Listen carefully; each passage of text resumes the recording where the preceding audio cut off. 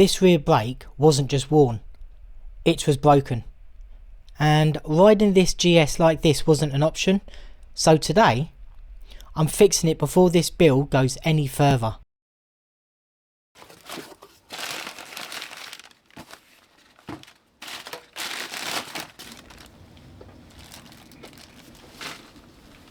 My new caliper has arrived today, so what I'm going to do is I'm just going to quickly take this apart and I'm going to clean it up just to make sure that all the seals are good and everything, and inspect it. Once I've done that, I will then be putting it on the bike, replacing my broken one here. I just want to show you quickly, this was the thing that was broken. So on the front there's supposed to be this little clip that you pull off.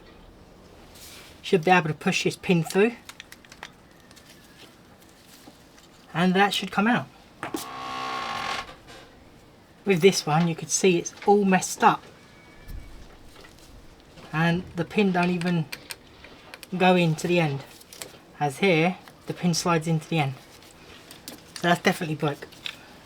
Notice it didn't have the spring that goes on top of the pads in there either.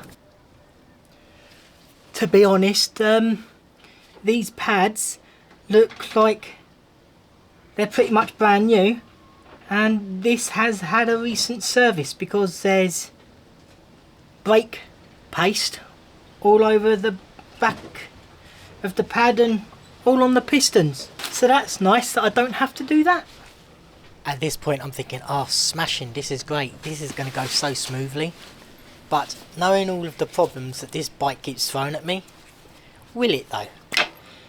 In the beginning I did think that it was like alley rot, but it isn't. There's just paste all over, which is a good sign. So I'm just going to smear that paste just around a little bit more, because I think there's a little bit too much on there. When I do take it apart again, I don't have problems with it being stuck, as being that this bike is going to do a lot of miles and it is going to go off-road. Sounded nice. It's definitely going to need to be protected. No doubt I'm going to have brake fluid that's going to go everywhere, so get the little bag ready. Oh, that has been put on a bit too tight. Oh yeah. Really, I shouldn't have used a ratchet to undo that. I should have used a small breaker bar, because I could have broke those teeth in such a delicate little tool. But anyway, I just wanted to get this job done. What I'm doing here is just putting the end of the brake line in a bag so fluid don't pour everywhere. Right, just leave that there. Now I'm going to take off the caliper mount, so I'm just going to replace the whole lot. Just going to unclip this sensor here because I don't want to accidentally go down on it.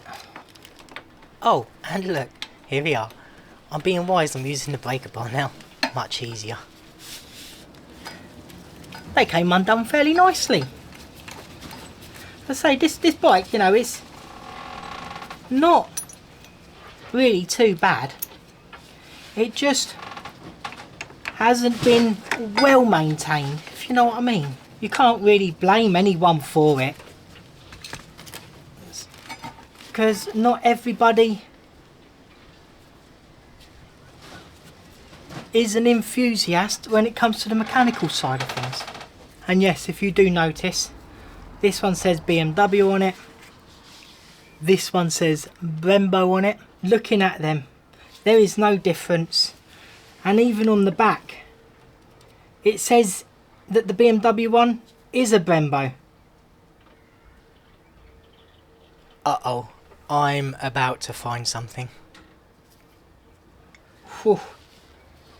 So with the old cage, look, it's been hitting the disc for some reason. Don't know why. That shouldn't have been hitting the disc. Maybe the wheel was loose at one point. And none of the...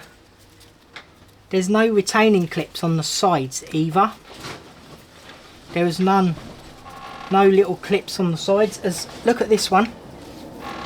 You see the little silver clip?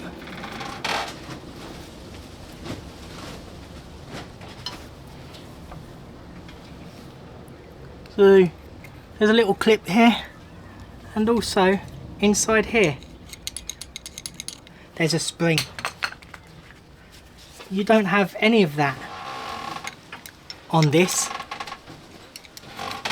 No wonder why this failed. I'm just going to quickly put the pads in now because it will make things a little bit easier for later.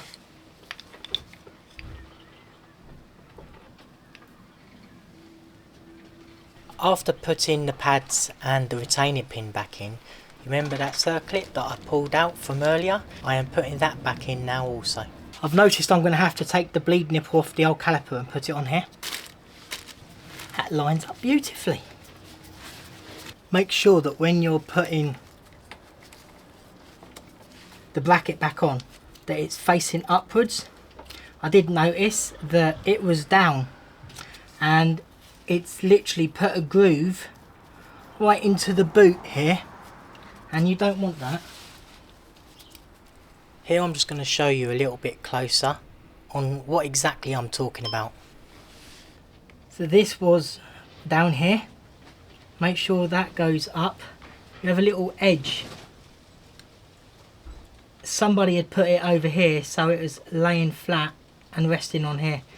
So I've just moved it up and put it in the, located it in the position it should be. So it should be facing up and not causing that boot to get affected and have a chunk of it taken out. I think these probably are torqued up to spec. I think maybe 42 newton meters, around that mark. I'll get my Haynes manual out and see if that's correct. 40 newton meters. So somewhere in the ballpark. Yes, I do use a Haynes manual, but I'm such a weak reader that I actually cannot follow instructions. I use this purely just for torque settings or clearances or tolerances. I genuinely am just using all of my years and years of experience of working on bikes and passing on the knowledge to you guys so that you also can learn.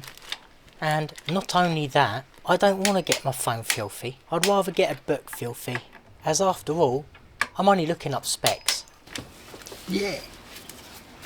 40 newton meters. Awesome. There's no torque specification in here, so I'm just gonna do it up until I feel it's about right. Now put the banjo bolt back on. And when I say banjo bolt, what I mean is the rear brake line. The banjo bolt is what holds the brake line to the caliper. Just for yous that do not know this. Okay, I'm gonna get a couple of new washers for this.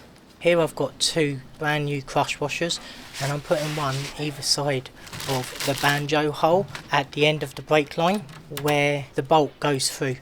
It is advised that every single time you undo these and do them back up that you replace these washers. And this should be done up at 18 newton meters.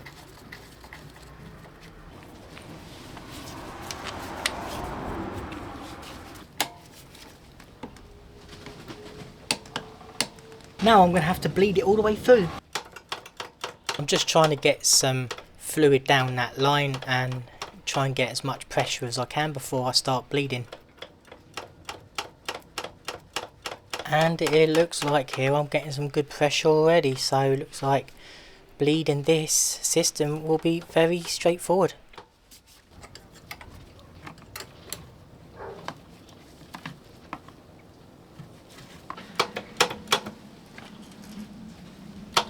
So what I am doing here to bleed this rear brake is I'm pushing down on the lever, then I'm opening the bleed nipple and then releasing the lever. Rinse, cycle, repeat. Oh, there's a lot of crap coming out of this. It's what the hell is that colour? It's like white. It doesn't look good. Oh, there's a load of stuff in it. Definitely a load of air. There you go, it's starting to clear up a little bit now. There we are. The way this build has gone from day one, Literally, I was expecting a lot more of a fight and more hassle, but this really seems to be on my side and not against me. Oh, what a relief. I'm just bleeding it until I get to that max line. Okay, just give it a quick little spray up.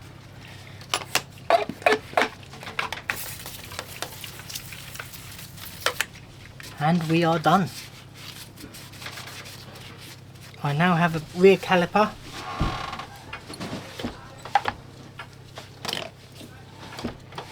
that works. Ah, that is so much better than before.